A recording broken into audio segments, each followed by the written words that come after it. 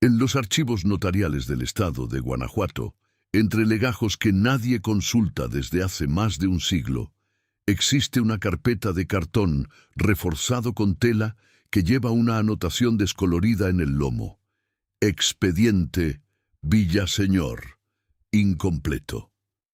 La carpeta contiene 37 folios, pero quien los revise notará que faltan páginas, que varias hojas fueron arrancadas con cuidado y que algunas anotaciones marginales están tachadas con tinta tan espesa que resulta imposible leer lo que había debajo.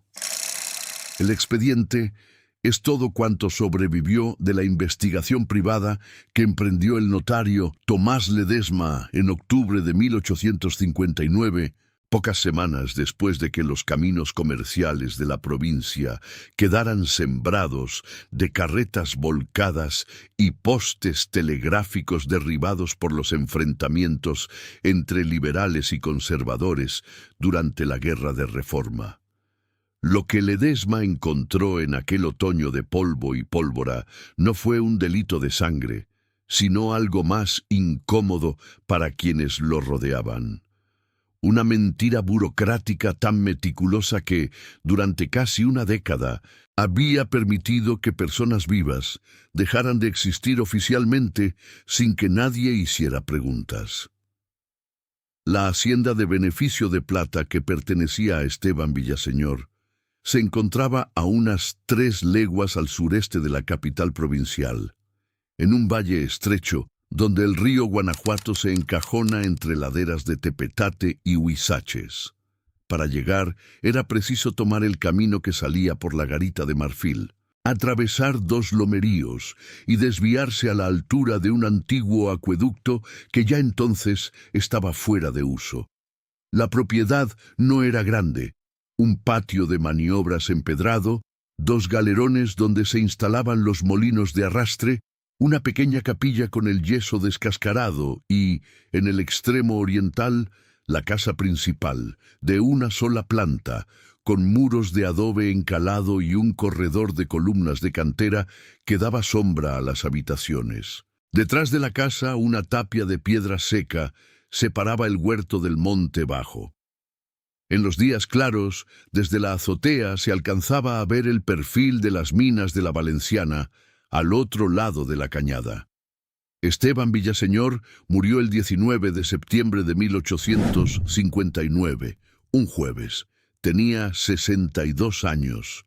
El médico que extendió el certificado de defunción, un tal doctor Emilio Cendejas, que atendía a varias familias de la región, anotó como causa de muerte una congestión cerebral repentina. No se practicó autopsia. El cuerpo fue velado en la capilla de la hacienda durante una noche y enterrado a la mañana siguiente en el pequeño cementerio familiar que se abría junto al muro norte de la propiedad, donde ya descansaban sus padres y un hermano menor fallecido en la infancia. Al entierro asistieron 17 personas, entre ellas la hermana viuda del difunto Jacinta Villaseñor, de 55 años, su sobrino Ignacio, de 34, su sobrina Mercedes, de 29, el capataz de la hacienda, 3 trabajadores del beneficio y algunos vecinos de las propiedades colindantes. Todo transcurrió según la costumbre, sin incidentes que llamaran la atención de nadie. Los 3 parientes más cercanos de Esteban esperaban una sucesión sencilla. La hacienda, aunque modesta, producía lo suficiente para mantener a la familia con decoro, y los Villaseñor no eran gente dada a los litigios ni a las complicaciones legales. Jacinta, que había enviudado 15 años atrás sin haber tenido hijos, se ocupaba de la administración doméstica desde que su esposo falleciera en un accidente en una mina de Mellado. Ignacio, hijo de otro hermano ya muerto, supervisaba el beneficio de la plata y llevaba la contabilidad diaria. Mercedes, su hermana menor, había regresado a la hacienda 2 años antes tras una breve estancia en la Ciudad de México, y desde entonces ayudaba a su tía con la correspondencia y los registros. Los tres convinieron en solicitar los servicios de Tomás Ledesma, notario con despacho en la calle de Sopeña, junto al templo de San Diego, cuya reputación era la de un hombre meticuloso hasta la minuciosidad y discreto hasta la opacidad. Ledesma aceptó el encargo el 2 de octubre, lunes, y se trasladó a la hacienda al día siguiente. Tenía entonces 41 años. Usaba anteojos con armazón de alambre y se desplazaba en un caballo castaño que había comprado 7 años atrás al administrador de una hacienda vecina. Acostumbraba a trabajar solo, sin amanuense, porque desconfiaba de que otro anotara lo que él podía verificar personalmente. Al llegar a la propiedad, los Villaseñor le asignaron el antiguo despacho de Esteban, una habitación rectangular de 3 por 4 varas, con una ventana que daba al corredor y un armario de cedro donde el difunto guardaba toda su documentación. Sobre la mesa de trabajo, Jacinta había dispuesto un tintero de porcelana azul, varias plumas nuevas y un candelabro de bronce con 2 velas de sebo. En una esquina de la habitación, un brasero de barro calentaba el ambiente durante las mañanas frescas. Ledesma empezó por los libros de cuentas y las escrituras de propiedad, que encontró ordenados por año y atados con cintas de algodón. Durante 3 días, el notario revisó compraventas, recibos de diezmos, contratos de arrendamiento y correspondencia comercial, sin hallar nada que le pareciera irregular. La hacienda producía plata en cantidades modestas pero estables. Las deudas estaban saldadas, los impuestos al corriente. El 4.º día, sin embargo, encontró algo que no encajaba. En el fondo del armario, oculto tras una hilera de libros de inventario que nadie parecía haber movido en años, Ledesma halló una carpeta de badana negra que no llevaba etiqueta. La abrió con la expectativa de encontrar documentos contables o quizá correspondencia personal del difunto. Lo que vio fueron 4 certificados de defunción, extendidos en papel sellado, con los escudos correspondientes y las firmas de funcionarios del Registro Civil de Guanajuato. El primer certificado declaraba muerto a Ignacio Villaseñor en mayo de 1853. El segundo registraba el fallecimiento de Mercedes Villaseñor en agosto de 1856. El tercero y el cuarto mencionaban a Rafael Villaseñor y a Mateo Villaseñor, ambos descritos como varones adultos, solteros, fallecidos respectivamente en enero de 1852 y en marzo de 1855. Ledesma examinó los sellos uno por uno, acercándolos a la luz de la vela. Eran auténticos. Las firmas de los jueces del registro, un tal licenciado Héctor Moncada, y en 2 de los casos un escribano de apellido Figueroa, parecían genuinas, coincidían con otras que el notario había visto en documentos oficiales a lo largo de su carrera. El papel sellado correspondía a los años indicados. No había señales de raspaduras, enmiendas ni alteraciones visibles. Eran, a todos los efectos legales, certificados de defunción perfectamente válidos de 4 personas, 2 de las cuales estaban en aquel mismo momento en la hacienda, probablemente en las habitaciones contiguas, aguardando a que el notario terminara su trabajo para recibir la confirmación de sus derechos sucesorios. Durante varios minutos, Ledesma permaneció inmóvil, con los 4 documentos alineados sobre la mesa. Su primer pensamiento fue que se trataba de copias mal cumplimentadas, errores administrativos que Esteban había guardado por alguna razón desconocida. Pero los certificados no eran copias, eran originales, con los talones correspondientes y los números de folio del registro. Su segundo pensamiento fue que quizá existían otros Ignacio y Mercedes Villaseñor, primos lejanos o parientes de otra rama familiar.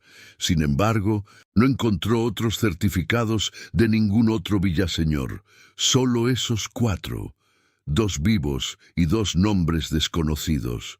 Lo que terminó de perturbar la calma metódica del notario fue lo que halló al dar la vuelta a los documentos. En el reverso de cada certificado, escritas con una caligrafía pequeña y precisa que Ledesma ya reconocía como la de Esteban Villaseñor, había anotaciones breves, fechas, cantidades en pesos y reales, y las iniciales de al menos 3 personas distintas.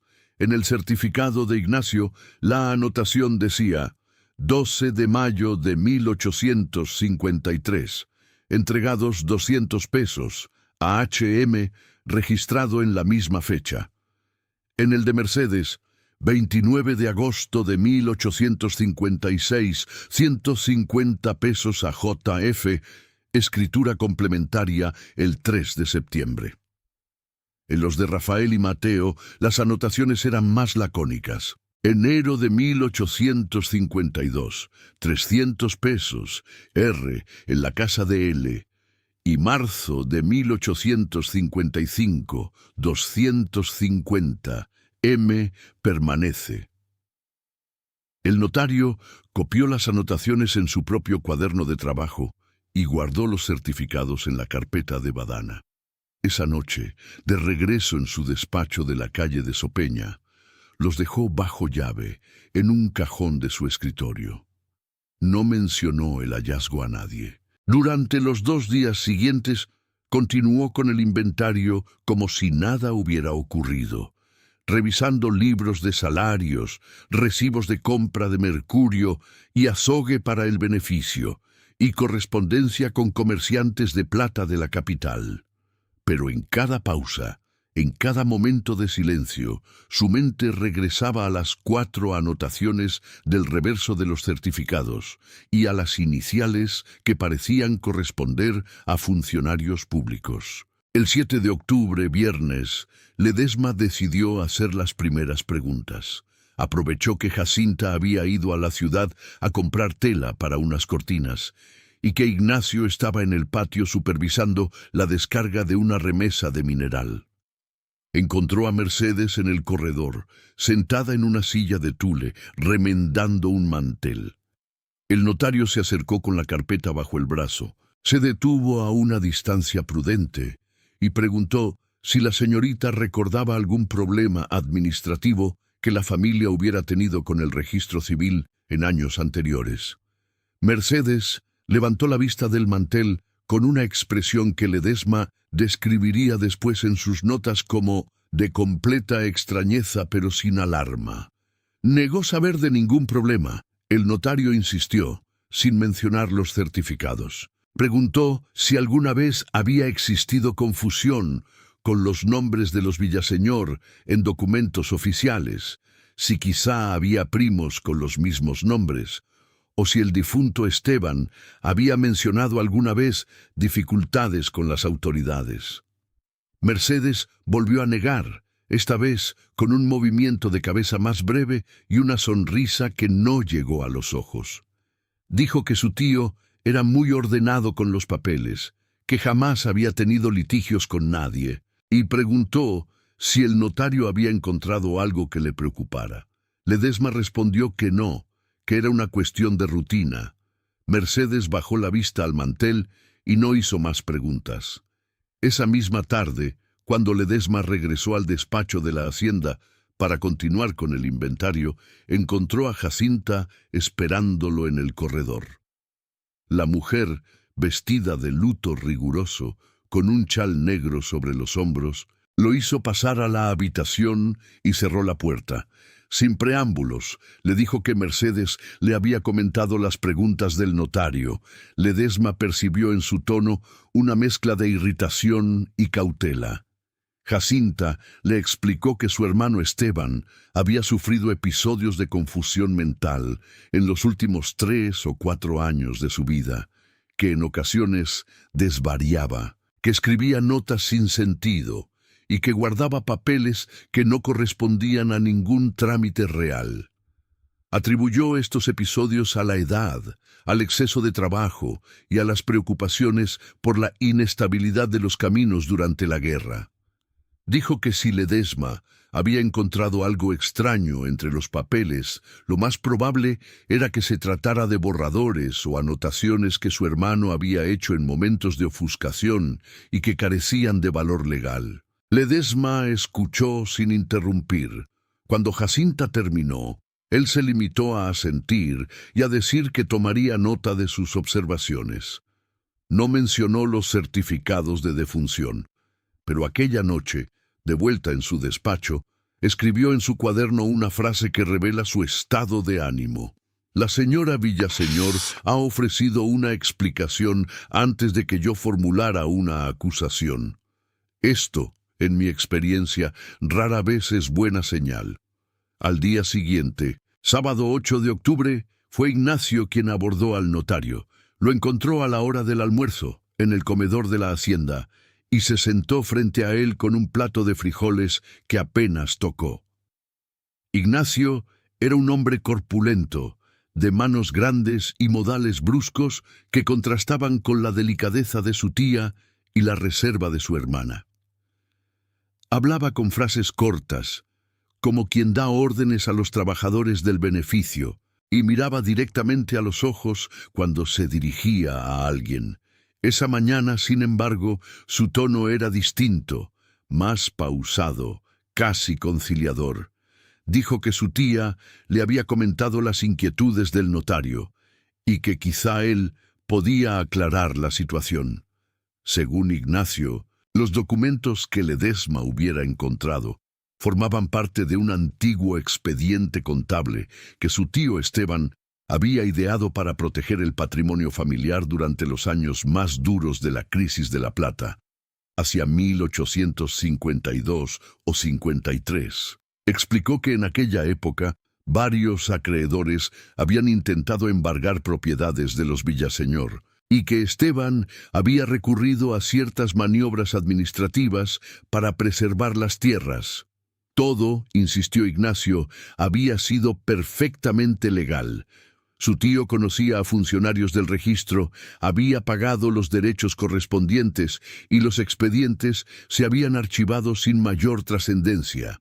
Si los papeles parecían extraños, era porque respondían a una emergencia pasajera y, en todo caso, estaban prescritos. Ledesma preguntó si aquel expediente contable incluía certificados de defunción de personas vivas.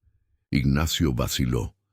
Miró hacia la puerta del comedor, como comprobando que nadie más los escuchaba, y luego dijo que él no era abogado, que no conocía los detalles técnicos, pero que su tío nunca habría hecho nada deshonesto.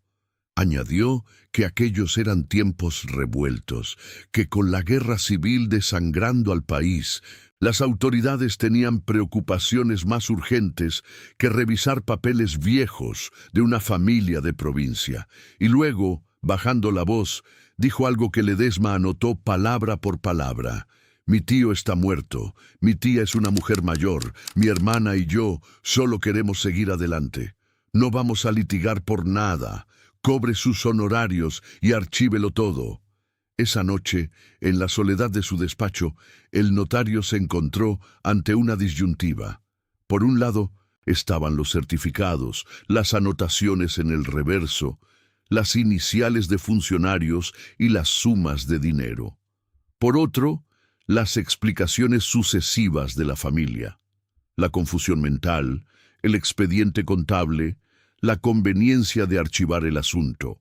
Cualquiera de las dos versiones podía ser cierta, pero Ledesma llevaba 17 años ejerciendo el notariado y había aprendido a reconocer el olor de una mentira bien ensayada. La de los Villaseñor olía a demasiadas capas. El lunes 10 de octubre, en lugar de presentar conclusiones o dar por terminado el inventario, Ledesma pidió permiso para examinar con más detalle los libros financieros de la hacienda. Jacinta accedió a regañadientes, alegando que no veía la necesidad de seguir revisando lo que ya estaba claro.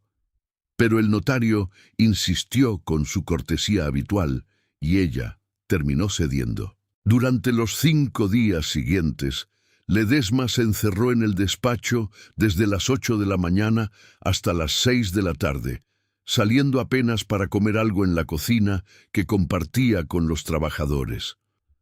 Revisó uno por uno los 15 libros de cuentas que Esteban había llevado entre 1850 y 1859.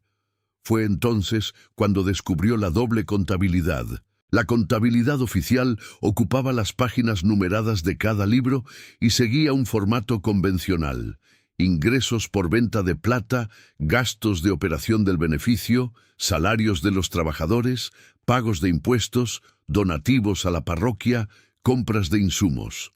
Todo cuadraba. Pero Ledesma notó algo extraño en las encuadernaciones de 3 de los libros. Las tapas eran de cartón forrado en piel, con refuerzos de tela en el lomo, y parecían más gruesas de lo normal. Al examinarlas de cerca, descubrió que en cada una de ellas existía un compartimento oculto, una hoja doblada, delgada como papel de fumar, cosida al interior de la tapa con hilo del mismo color que la encuadernación. Las hojas contenían columnas de cifras escritas con una caligrafía aún más pequeña y apretada que la de los libros oficiales. Eran registros de transferencias de propiedades, pagos a escribanos y cantidades destinadas a una institución particular a la que Esteban se refería únicamente como la Casa de León. El patrón era inequívoco. Cada asiento en la contabilidad oculta aparecía fechado entre 2 y 10 días después de la emisión de uno de los certificados de defunción.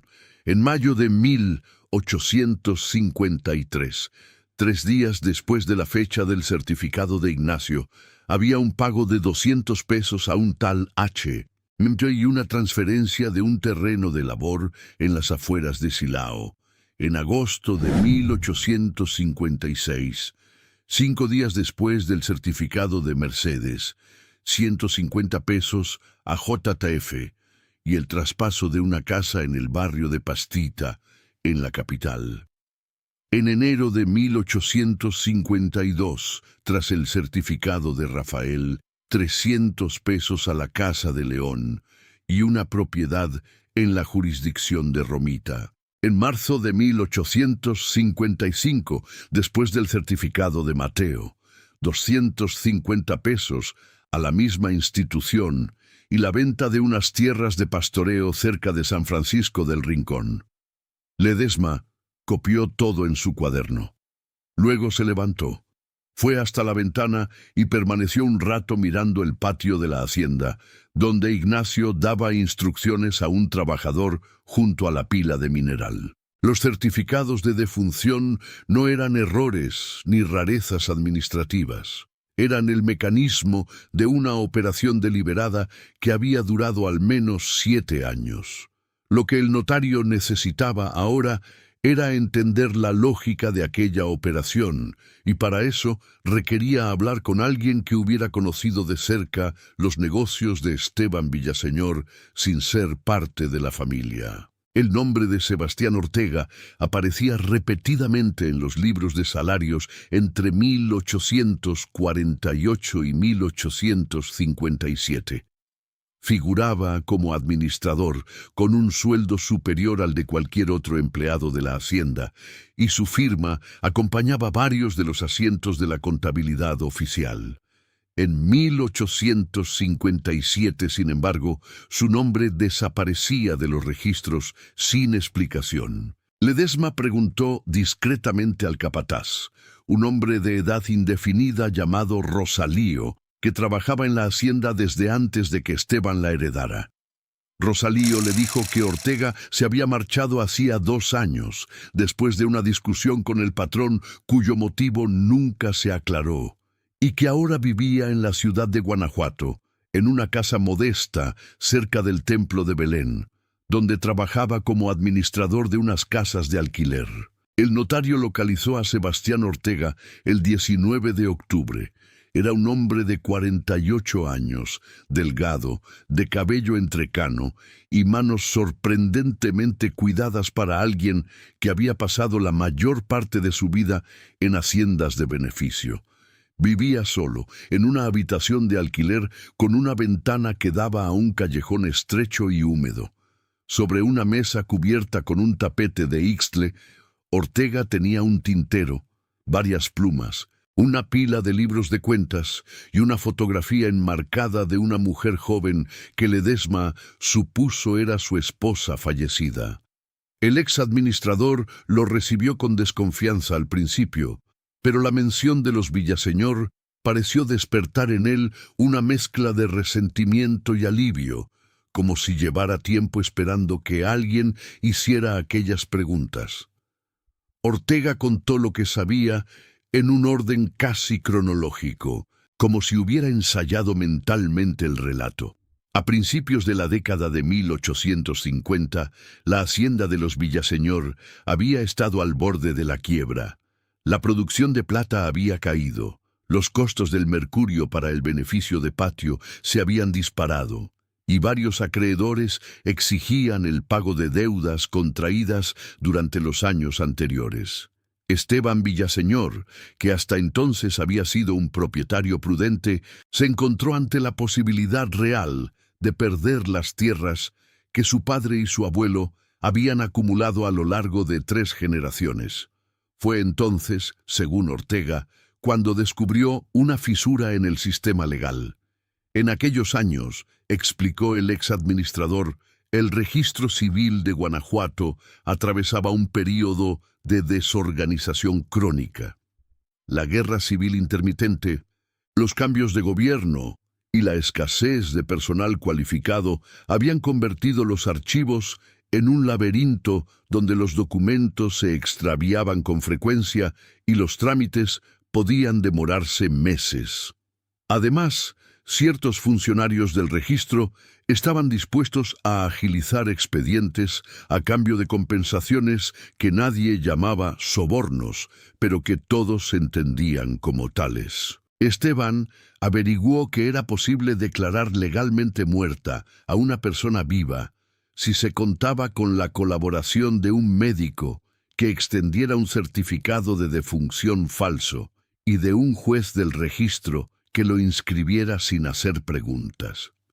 Una vez emitido el certificado, las propiedades de la persona declarada muerta pasaban a sus herederos legales, los otros miembros de la familia, que a su vez podían venderlas o transferirlas a terceros. Si los acreedores intentaban embargar los bienes, se encontraban con que su deudor ya no existía oficialmente y que las propiedades habían cambiado de dueño. Ortega dijo que él mismo había presenciado algunas de aquellas operaciones. Ignacio Villaseñor fue declarado muerto en 1853 porque 2 acreedores de la ciudad de León estaban a punto de conseguir una orden de embargo contra la hacienda. Su certificado de defunción permitió transferir temporalmente la propiedad a nombre de Jacinta, que no figuraba en las listas de deudores.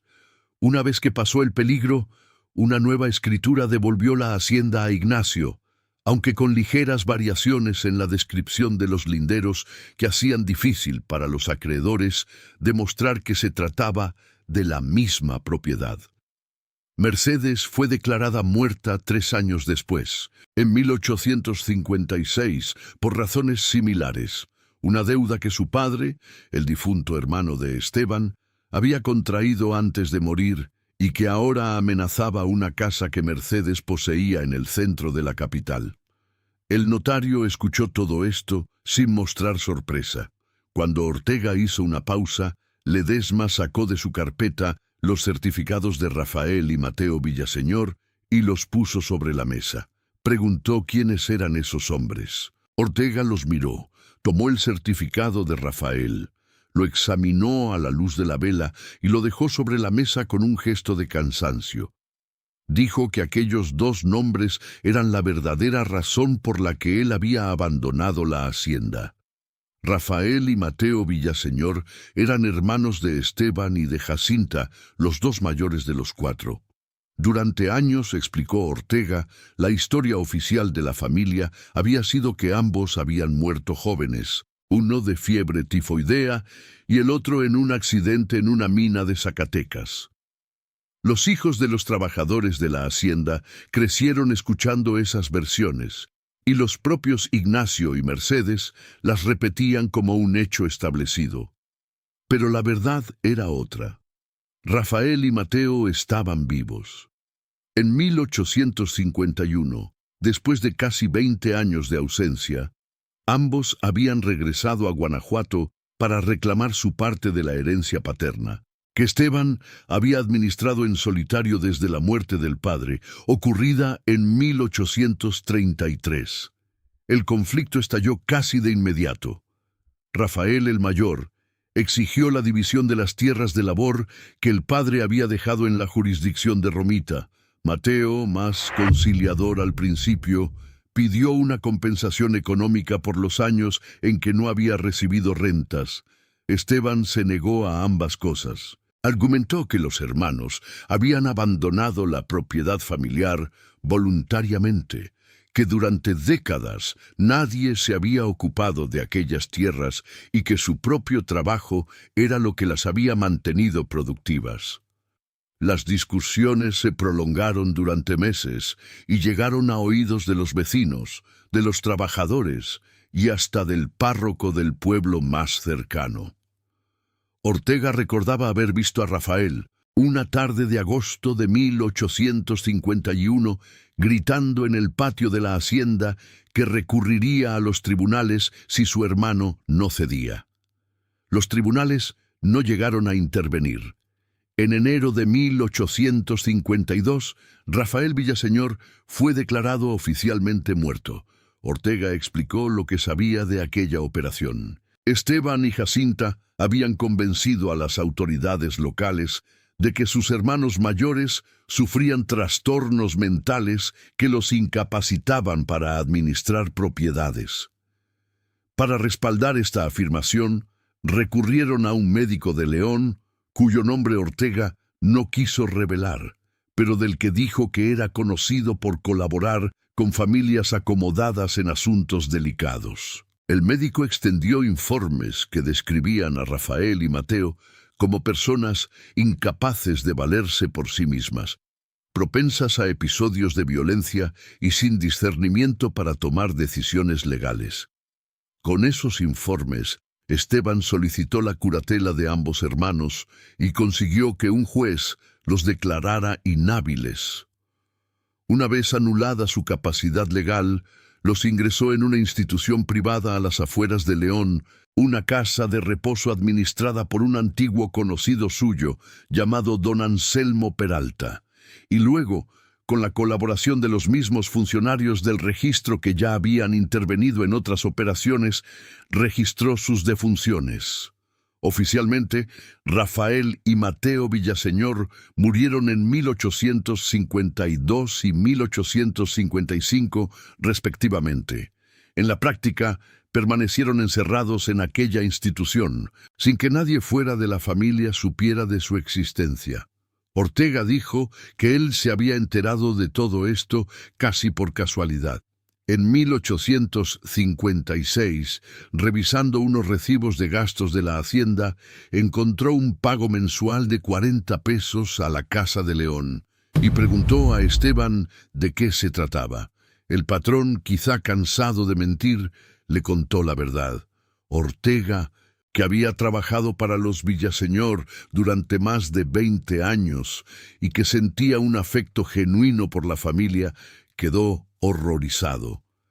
Discutió con Esteban, le pidió que liberara a sus hermanos o que al menos les permitiera recibir visitas. Esteban se negó. La discusión terminó con la renuncia de Ortega, que abandonó la hacienda en septiembre de 1857 y no volvió a tener contacto con ninguno de los Villaseñor hasta aquella tarde de octubre, cuando Ledesma apareció en su puerta con una carpeta de badana negra bajo el brazo. El notario pasó la noche del 19 de octubre en vela, en su despacho de la calle de Sopeña, revisando sus anotaciones a la luz de 2 velas de sebo que chisporroteaban cada vez que una corriente de aire se colaba por las rendijas de la ventana. Tenía sobre la mesa los 4 certificados de defunción, las hojas de la contabilidad oculta, las notas de su conversación con Sebastián Ortega y una hoja en blanco donde había empezado a trazar un esquema de las relaciones entre los distintos miembros de la familia y los funcionarios cuyas iniciales aparecían en los documentos. H.M. era, con casi total certeza, Héctor Moncada, el juez del registro que había firmado 2 de los certificados. J.F. podía ser el escribano Figueroa, a quien Ledesma conocía de vista por haber coincidido con él en algunos trámites en la capital. Había también otras iniciales, A, P, R, S, que el notario aún no conseguía identificar. La madeja era más grande de lo que había imaginado. 2 cuestiones lo mantenían despierto. La primera era la situación de Ignacio y Mercedes. Según las explicaciones de Ortega y los registros contables, ambos habían participado voluntariamente en el sistema de falsificación de sus propias muertes. Sus firmas aparecían al pie de algunas de las transferencias de propiedad que siguieron a la emisión de sus certificados.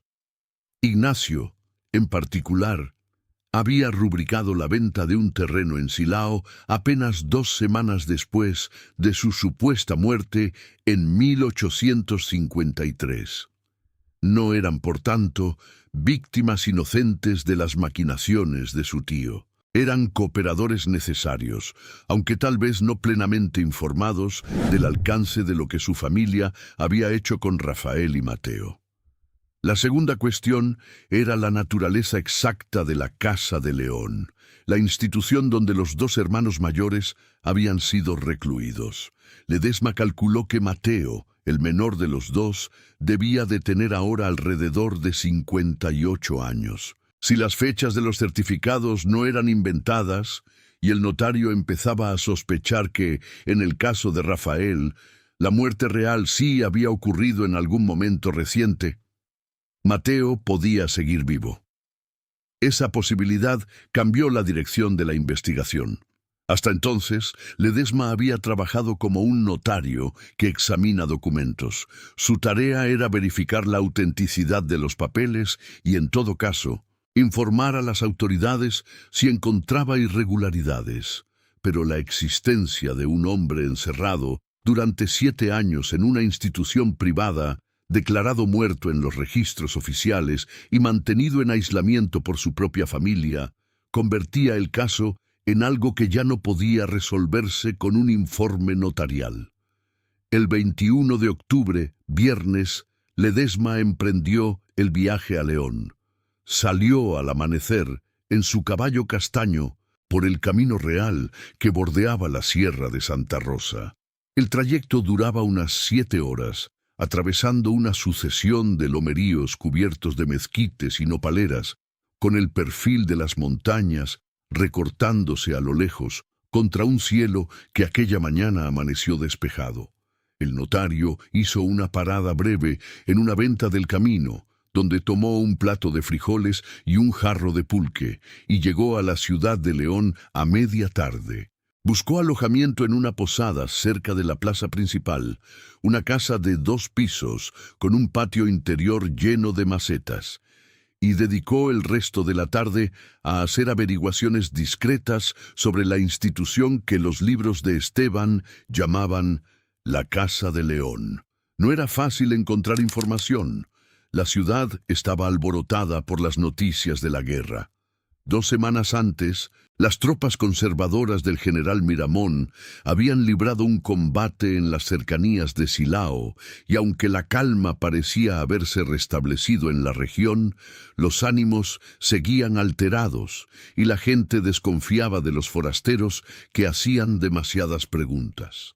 Ledesma se presentaba como un comerciante de la capital que buscaba un lugar donde internar a un familiar con problemas de salud y preguntaba por casas de reposo que ofrecieran discreción y cuidados prolongados. Durante 2 días recibió indicaciones vagas y contradictorias. Un boticario de la calle del Comercio le mencionó un asilo para ancianos junto al templo de la Tercera Orden. Una vendedora de pan en el mercado le habló de un hospital de caridad en las afueras. Un escribano al que consultó sobre la situación legal de los internos lo miró con suspicacia y le dijo que no sabía de qué le estaba hablando. Al tercer día, un cochero de alquiler que aguardaba clientes junto al portal de la plaza le dio la primera pista sólida. El cochero, un hombre de unos 50 años con el rostro marcado por la viruela, recordaba haber llevado varias veces a un caballero de Guanajuato hasta una finca situada a unas 2 leguas al norte de la ciudad, pasando el pueblo de San Juan de los Lagos.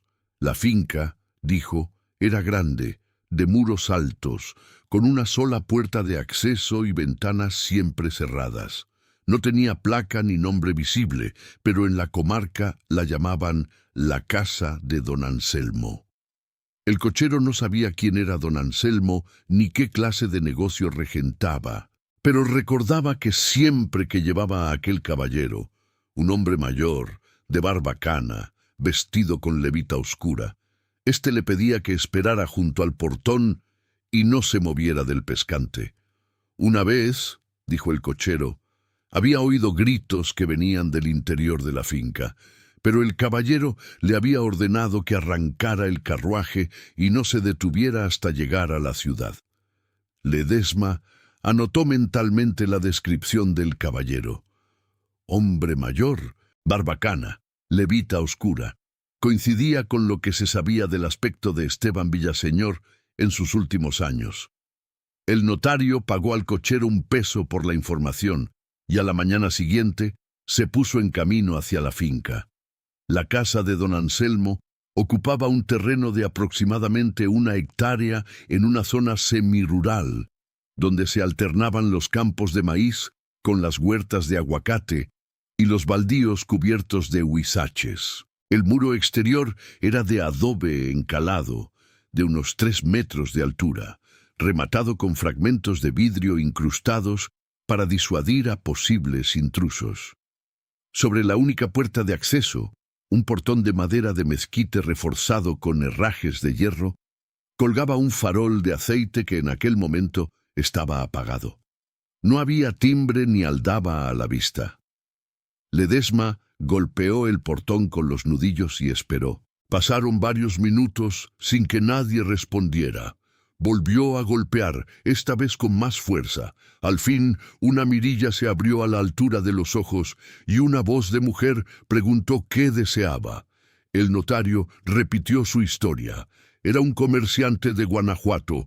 Andaba buscando un lugar para internar a un sobrino con problemas nerviosos y le habían recomendado aquella casa. La mujer lo examinó a través de la mirilla, durante lo que a Ledesma le pareció un tiempo excesivo, y luego abrió el portón lo justo para dejarlo pasar. Era una mujer baja, de facciones indígenas y edad imprecisa, vestida con un rebozo azul y una falda de percal. Lo condujo a un recibidor escasamente amueblado, con un crucifijo de madera en una pared y un olor fuerte a desinfectante que recordaba al de los hospitales. Allí lo dejó esperando y desapareció por un pasillo mal iluminado. Mientras aguardaba, Ledesma observó cuanto pudo. El recibidor comunicaba con 2 pasillos, uno a la derecha y otro a la izquierda. Del de la derecha llegaban ruidos apagados, algo que podía ser el arrastrar de unos pies o el roce de una puerta al cerrarse. Del de la izquierda, nada. En la pared frente a él colgaba un calendario de 1858 y debajo una repisa con varios frascos de medicamentos cuyas etiquetas estaban borradas por la humedad. Había una sola ventana, alta y estrecha, cubierta con una cortina de manta que apenas dejaba pasar la luz. Al cabo de unos 10 minutos, un hombre apareció en el recibidor. Era corpulento, de unos 60 años, con el cabello gris peinado hacia atrás y una sotana oscura que Ledesma, en una primera impresión, confundió con la de un clérigo, aunque luego notó que no llevaba alzacuello ni crucifijo. Sus manos eran grandes, de dedos gruesos, y al hablar mostraba unos dientes amarillentos y separados. Se presentó como Anselmo Peralta, administrador de la institución, y preguntó en qué podía servir al señor. Ledesma improvisó detalles sobre un sobrino inexistente y un diagnóstico vago que había oído mencionar a un médico de Guanajuato. Don Anselmo asentía mientras lo escuchaba con una expresión que el notario interpretó como la de quien está acostumbrado a oír historias semejantes. Dijo que la institución era un lugar privado, autorizado por las autoridades eclesiásticas de la diócesis, donde se acogía a personas que padecían trastornos nerviosos o mentales y cuyas familias preferían mantenerlas alejadas de la vista del público. Los internos recibían alimentación adecuada, cuidados médicos y alojamiento digno. El costo era de 40 pesos mensuales, pagaderos por adelantado. Las visitas estaban restringidas a los familiares directos. Y, por supuesto, la discreción era una de las normas de la casa. El notario preguntó cuántos internos había en aquel momento. Don Anselmo vaciló un instante antes de responder. 9. 2 ancianos, 3 mujeres de mediana edad y 4 hombres. Ledesma preguntó entonces por un paciente en particular, un hombre de unos 58 años, que llevaba allí alrededor de 7 años y que respondía al nombre de Mateo Villaseñor. O quizá, añadió, estaba registrado con otro nombre. La expresión de don Anselmo cambió por completo. Su sonrisa profesional se desvaneció. Su postura se tensó y su mano izquierda se cerró sobre el borde de la mesa como si necesitara apoyo. Dijo que no conocía a nadie con ese nombre, que todos sus internos estaban debidamente registrados y que si el señor no tenía un familiar que internar, lo mejor sería que se marchara. Ledesma insistió. Era notario público de Guanajuato. Estaba investigando un caso que involucraba a la familia Villaseñor y necesitaba hablar con Mateo Villaseñor si aún vivía o ver pruebas de su fallecimiento si ya había muerto. Don Anselmo dio un paso atrás y dijo que él no podía permitir la entrada a nadie sin una orden judicial y que si el notario insistía, llamaría a las autoridades locales. Ledesma sabía que no tenía autoridad legal para obligar a don Anselmo a colaborar. Un notario no es un juez ni un agente de la ley. Sus facultades son limitadas a dar fe de hechos y documentos.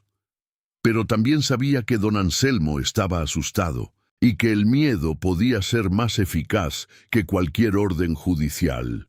Dijo que no pensaba irse de León sin haber visto a Mateo Villaseñor y que si no era posible entrar en la institución, enviaría un informe detallado al juzgado de distrito mencionando el nombre de don Anselmo Peralta y las transferencias de dinero que la familia Villaseñor había hecho durante años a la Casa de León.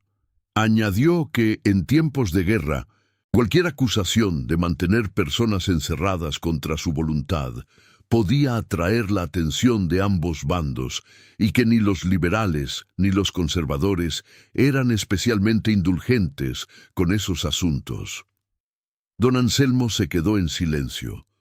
Miró hacia el pasillo de la izquierda, luego hacia el de la derecha, y finalmente dijo que no podía autorizar la entrada, pero que consultaría con el propietario de la institución y daría una respuesta al día siguiente.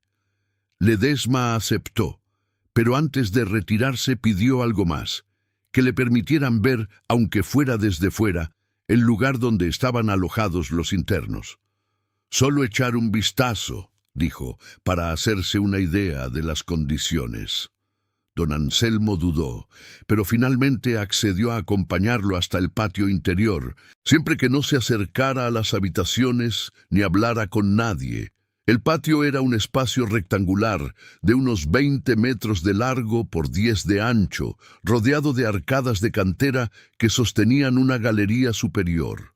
En el centro, una fuente seca acumulaba hojas de bugambilia y telarañas. Las paredes, que alguna vez estuvieron pintadas de amarillo, mostraban desconchones y manchas de humedad que formaban figuras caprichosas.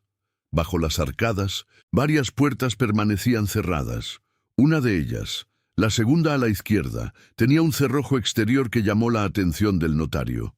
De una de las puertas del lado opuesto, en el piso superior, salía un hilo de luz que indicaba que alguien estaba allí dentro.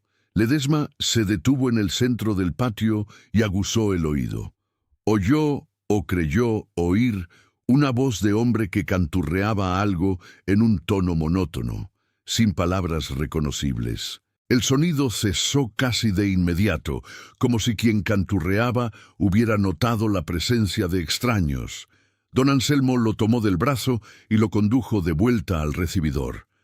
Antes de salir, Ledesma preguntó si Rafael Villaseñor, el hermano mayor, estaba enterrado en algún lugar de la institución. Don Anselmo dijo que no había ningún muerto enterrado en la casa, que cuando los internos fallecían eran trasladados al cementerio municipal de León, y que no podía dar más información sin consultar con el propietario. El portón se cerró tras el notario con un golpe metálico que resonó en el silencio de la tarde. Esa noche, en la posada, Ledesma escribió una carta a su esposa, que lo esperaba en Guanajuato.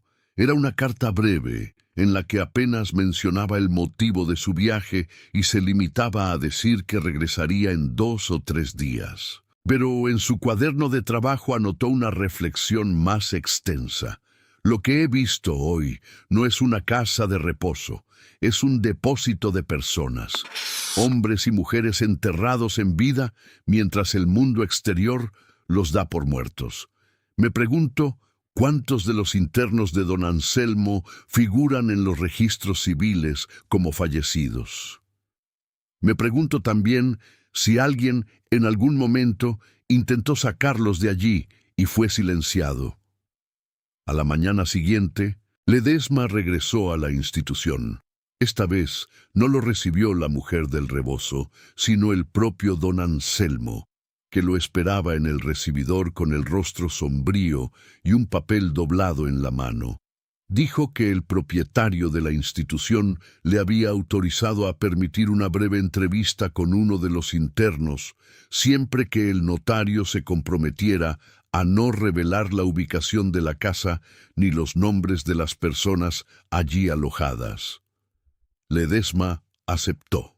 Lo condujeron por el pasillo de la izquierda, que desembocaba en una escalera de piedra. Subieron al piso superior y recorrieron un corredor estrecho donde se alineaban 6 puertas, todas cerradas. Don Anselmo se detuvo ante la última de ellas, sacó una llave del bolsillo de su sotana y abrió. La habitación era pequeña, de unos 3 metros de lado. Tenía una ventana enrejada que daba al patio interior, una cama de madera con un colchón de paja, una mesa adosada a la pared con un jarro de barro y un plato, y un reclinatorio junto a la cama. En un rincón, un orinal de cerámica. Las paredes estaban cubiertas de dibujos hechos con lo que parecía ser carbón vegetal. Figuras esquemáticas de árboles, de casas, de un camino que serpenteaba entre montañas. En una de las paredes, junto a la cabecera de la cama, había una frase escrita repetidamente, al menos 20 veces, con letra desigual y temblorosa. No estoy muerto, no estoy muerto, no estoy muerto. El hombre que estaba sentado en la cama era Mateo Villaseñor. Tenía 58 años, pero aparentaba muchos más. Su cabello, completamente blanco, le caía sobre los hombros en mechones desordenados. La barba, descuidada y entrecana, le cubría el pecho. Vestía una camisa de manta que alguna vez fue blanca y unos pantalones de algodón raídos en las rodillas. Sus manos, posadas sobre los muslos, tenían los nudillos abultados y las uñas largas y quebradizas. Pero lo que más impresionó a Ledesma fue su mirada. Unos ojos claros, de un gris azulado poco común en la región, que lo observaron con una mezcla de desconfianza y avidez, como si cada visita fuera al mismo tiempo una amenaza y una oportunidad largamente esperada. Don Anselmo dijo que les dejaba 10 minutos y se retiró al pasillo, aunque Ledesma notó que permanecía junto a la puerta, lo bastante cerca para oír la conversación. Mateo esperó a que los pasos del administrador se alejaran un poco y luego habló. Su voz era ronca, como la de alguien que no ha conversado en mucho tiempo. Dijo que sabía quién era Ledesma, una de las mujeres que trabajaban en la institución, la misma del rebozo azul. Le había contado que un notario de Guanajuato andaba haciendo preguntas sobre los Villaseñor. Mateo llevaba 7 años esperando que alguien hiciera aquellas preguntas. El relato de Mateo confirmó lo que Ortega ya había contado, pero añadió detalles que Ortega no podía conocer porque ocurrieron dentro de los muros de la institución. Rafael y él habían regresado a Guanajuato en 1851, después de pasar casi 2 décadas en el norte del país. Rafael había trabajado como capataz en varias haciendas de Zacatecas, Mateo como comerciante de cueros en Durango. Ninguno de los dos había hecho fortuna, pero habían ahorrado lo suficiente para viajar de vuelta y reclamar lo que consideraban suyo. La propiedad paterna, según Mateo, era más extensa de lo que figuraba en las escrituras actuales. El padre, don Ignacio Villaseñor, el abuelo de los jóvenes Ignacio y Mercedes, había dejado tierras de labor en Romita, pastizales cerca de San Francisco del Rincón y una casa grande en la capital que luego fue vendida. Rafael y Mateo creían que Esteban se había apropiado de la mayor parte y que los había excluido deliberadamente de la sucesión. Cuando llegaron a Guanajuato, Esteban los recibió con cortesía. Pero fue una cortesía que Mateo describió como afilada. Los alojó en la hacienda durante una semana, los invitó a comer, les mostró los libros de cuentas con una transparencia que a Mateo le pareció ensayada. Todo parecía correcto, pero había algo en la actitud de Esteban y de Jacinta que no encajaba. Mateo recordaba las miradas que intercambiaban durante las comidas, las conversaciones que se interrumpían cuando él o Rafael entraban en una habitación, las excusas para no mostrarles ciertos documentos. Una noche, Mateo oyó a Jacinta decirle a Esteban, en un susurro que ella creyó que nadie escuchaba: «No podemos permitir que lo echen todo a perder».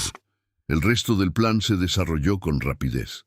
En diciembre de 1851, Esteban invitó a sus hermanos a un viaje a León, con el pretexto de mostrarles unas tierras que, según él, podían interesarles. En León los esperaba el médico que Ortega había mencionado, un hombre calvo y de modales suntuosos que los sometió a un examen y les formuló preguntas sobre asuntos de la familia que Mateo, en su momento, juzgó inocuas. Una semana después, un juez decretó que ambos hermanos sufrían de enajenación mental y los puso bajo la curatela de Esteban. Rafael y Mateo fueron conducidos a la casa de don Anselmo Peralta sin haber pisado nunca un tribunal ni haber podido presentar testigos en su defensa. Todo fue administrativo, silencioso, sellado con las firmas correctas en los documentos correctos. Mateo describió los años siguientes como una larga espera interrumpida por pequeñas humillaciones. Las condiciones en la institución no eran de maltrato físico. La comida era suficiente. Las habitaciones se limpiaban una vez por semana. Un médico visitaba el lugar cada 15 días. Pero el aislamiento era absoluto. No podían recibir visitas, no podían escribir a nadie y no tenían acceso a periódicos ni a noticias del exterior. Las cartas que Mateo escribía a las autoridades, a un juez de distrito, al gobernador del estado, al obispo de León, eran confiscadas por don Anselmo, que le prometía enviarlas y luego las guardaba, sin abrir, en un cajón de su despacho. Mateo lo sabía porque una vez, en un descuido del administrador, logró ver el cajón abierto y reconoció los sobres que había escrito. Rafael, el hermano mayor, había resistido peor. Durante los primeros 2 años, según Mateo, mantuvo la esperanza de que alguien intercediera por ellos. Un amigo de Zacatecas, un antiguo socio comercial de Durango, el párroco del pueblo donde habían nacido. Pero a medida que el tiempo pasaba sin noticias, Rafael fue apagándose. Dejó de comer con regularidad, dejó de hablar, pasaba los días sentado en la cama mirando la pared. En los últimos meses de su vida, apenas se movía. Murió en febrero de 1859, 7 meses antes que Esteban, de unas fiebres que el médico de la institución diagnosticó como tifus. Mateo no pudo asistir al entierro. Don Anselmo le dijo que su hermano había sido enterrado en el cementerio municipal de León, en una fosa sin nombre, y que no había habido ceremonia religiosa porque la muerte se había producido de madrugada y el cuerpo debía ser retirado para evitar contagios. Cuando Mateo terminó su relato, Ledesma permaneció en silencio unos instantes. Luego preguntó por las cartas. Mateo se levantó de la cama, se acercó a un rincón de la habitación y apartó una tabla suelta del piso. Debajo había un fajo de papeles atados con un cordón de ixtle. Eran las cartas que había escrito durante aquellos años y que, según le había asegurado don Anselmo, ya no existían. Las había ido rescatando una a una del cajón del administrador en los escasos momentos en que éste se ausentaba de su despacho. Eran 17 cartas en total. Estaban dirigidas a distintas autoridades: jueces, notarios, eclesiásticos, un diputado del Congreso Estatal, y en todas ellas Mateo explicaba su situación, pedía ser escuchado y denunciaba a su hermano Esteban y a su hermana Jacinta como responsables de su encierro. Ninguna había recibido respuesta. Ledesma tomó las cartas y las guardó en su carpeta. Le prometió a Mateo que haría cuanto estuviera en su mano para sacarlo de allí. Pero también le dijo la verdad. Como notario, sus facultades eran limitadas. Podía dar fe de la existencia de Mateo, de las condiciones de su encierro y de las irregularidades en los certificados de defunción, pero no podía liberarlo por sí mismo. Para eso necesitaría una orden judicial y conseguirla en plena guerra civil, con las instituciones desarticuladas y los archivos en desorden, podía llevar meses. Mateo asintió. Dijo que llevaba 7 años esperando. Podía esperar unos meses más. Antes de despedirse, Ledesma le preguntó si creía que Ignacio y Mercedes, sus sobrinos, sabían de su existencia.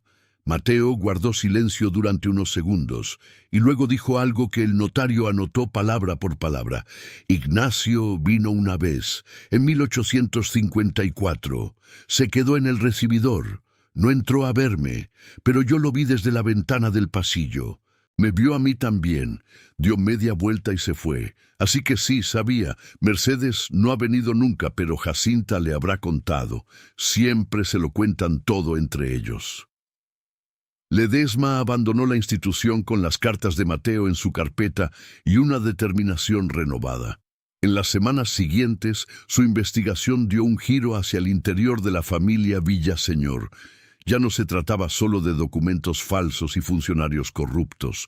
Se trataba de la responsabilidad de Ignacio y Mercedes en la trama urdida por Esteban y Jacinta. El 28 de octubre, de regreso en Guanajuato, Ledesma pidió una reunión con los 3 familiares de Esteban. Los citó en el despacho de la Hacienda. aquella misma habitación donde había encontrado los certificados, y puso sobre la mesa todo lo que había descubierto. No lo hizo como acusador ni como juez, sino como el notario meticuloso que era, exponiendo los hechos uno tras otro en orden cronológico, como si relatara un inventario.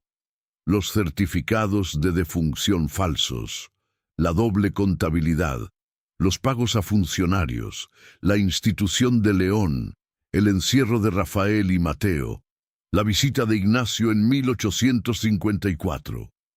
Jacinta fue la primera en reaccionar.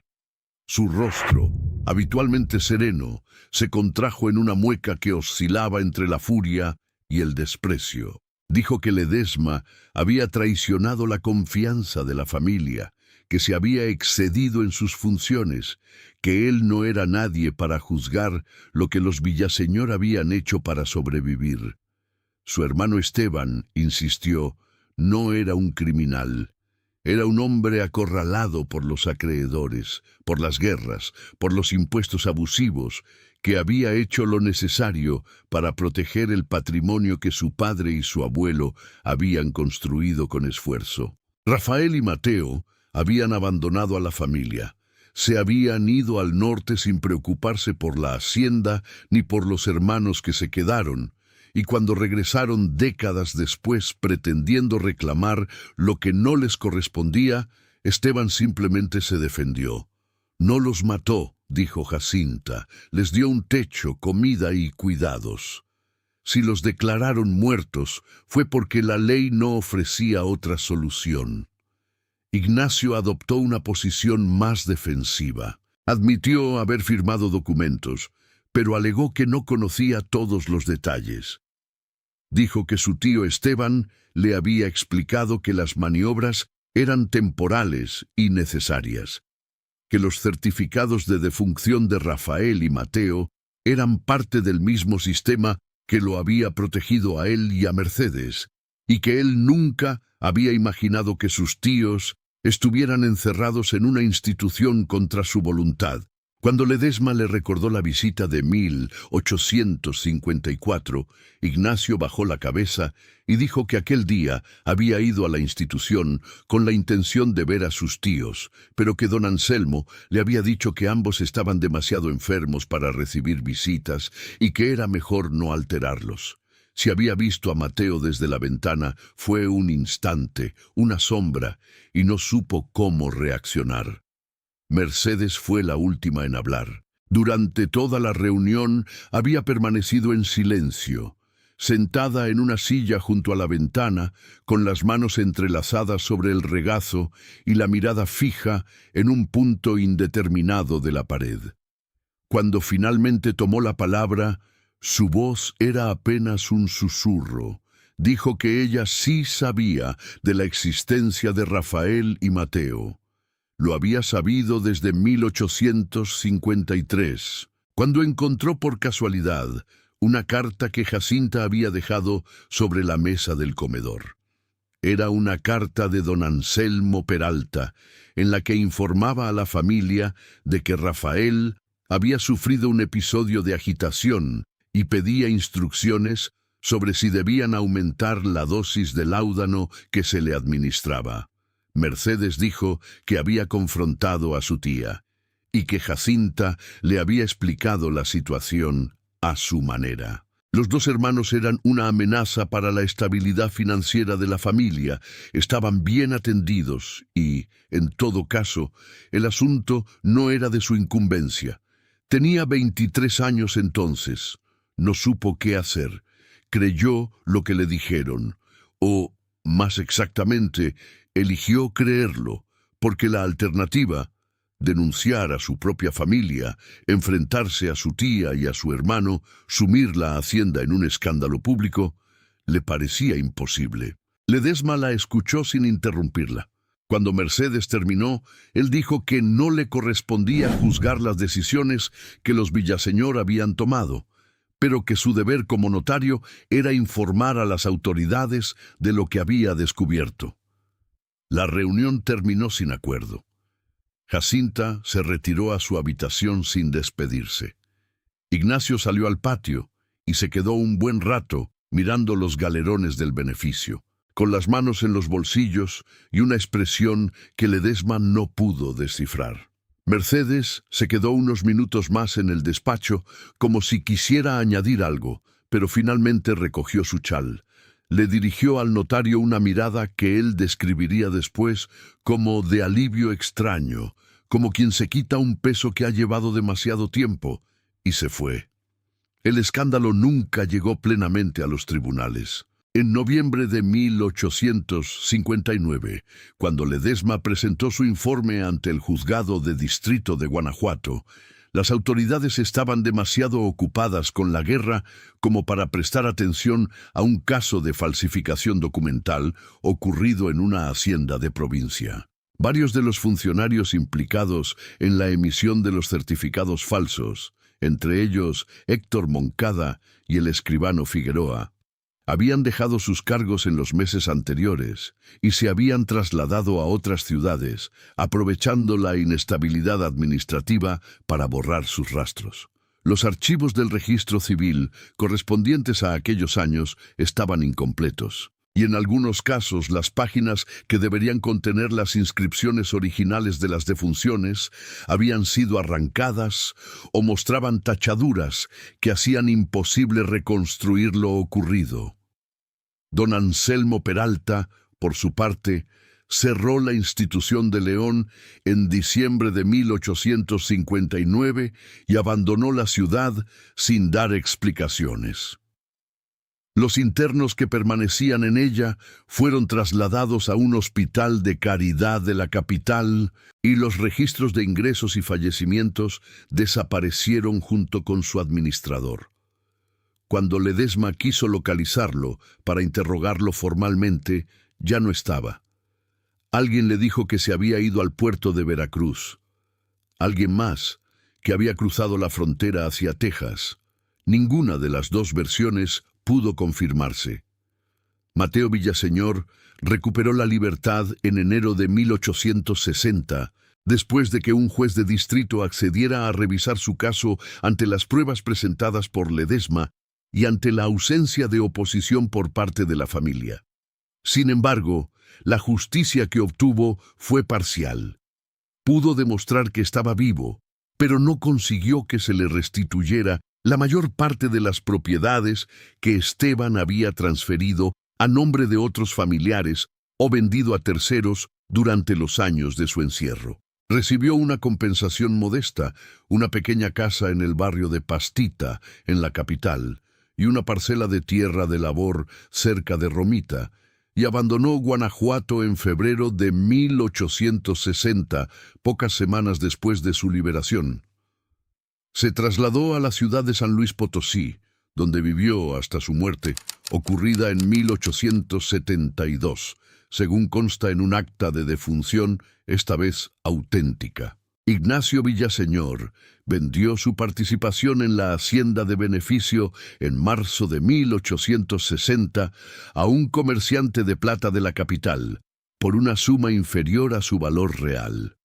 Utilizó el dinero para trasladarse a la Ciudad de México, donde se empleó como administrador en unos almacenes de la calle de Plateros. No volvió a pisar Guanajuato.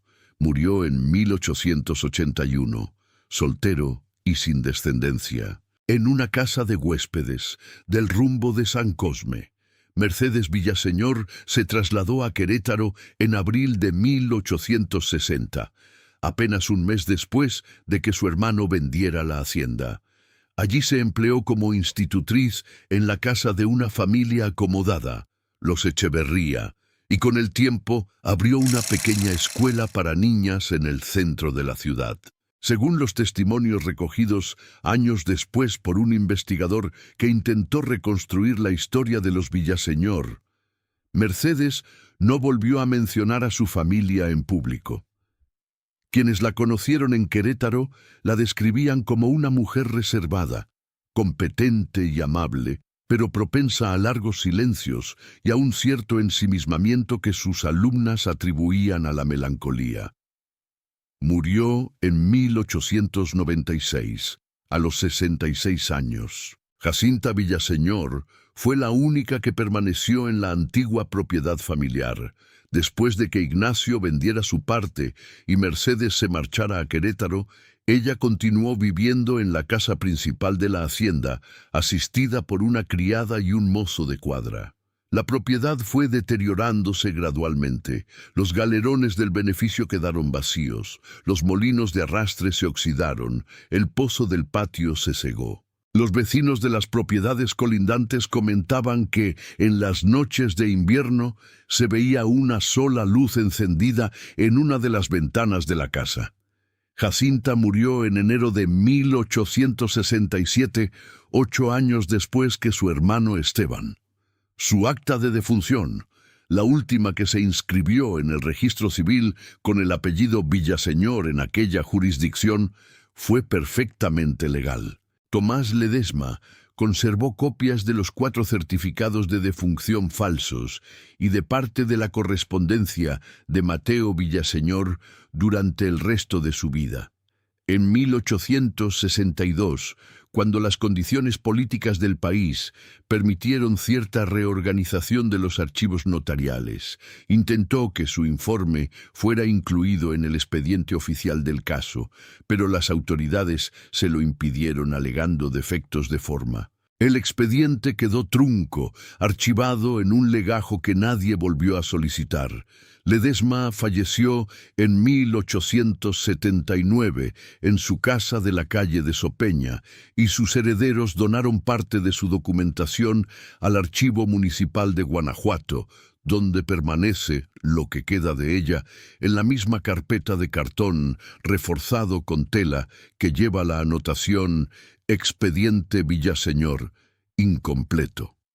El detalle más perturbador del caso, sin embargo, no está en los certificados de defunción, ni en las cartas de Mateo, ni en los testimonios recogidos por Ledesma. Está en el último inventario que el notario preparó antes de disolver la Sociedad de Bienes de los Villaseñor, fechado en febrero de 1860. Entre las partidas de gastos correspondientes a los años 1852 a 1859, Ledesma encontró una rúbrica que se repetía cada mes, cada año sin excepción. Aparecía en los libros de la Hacienda y en los asientos de la contabilidad oculta, siempre con la misma cantidad y la misma descripción. La rúbrica decía: mantenimiento de los ausentes, 40 pesos. La historia, que durante tanto tiempo había estado marcada por muertes sucesivas, por entierros falsos y por lápidas sin nombre, escondía algo más frío. Los Villaseñor no habían eliminado a personas de su familia. Habían encontrado una manera burocrática, prolija, meticulosa, documentada, de hacer que hombres vivos dejaran oficialmente de existir, y casi todos los que estaban a su alrededor aceptaron la mentira mientras ésta siguió siendo conveniente para ellos. Cuando la conveniencia terminó, los documentos quedaron como único testimonio de lo que ocurrió. Y los documentos, como saben quienes trabajan con archivos antiguos, nunca cuentan toda la verdad.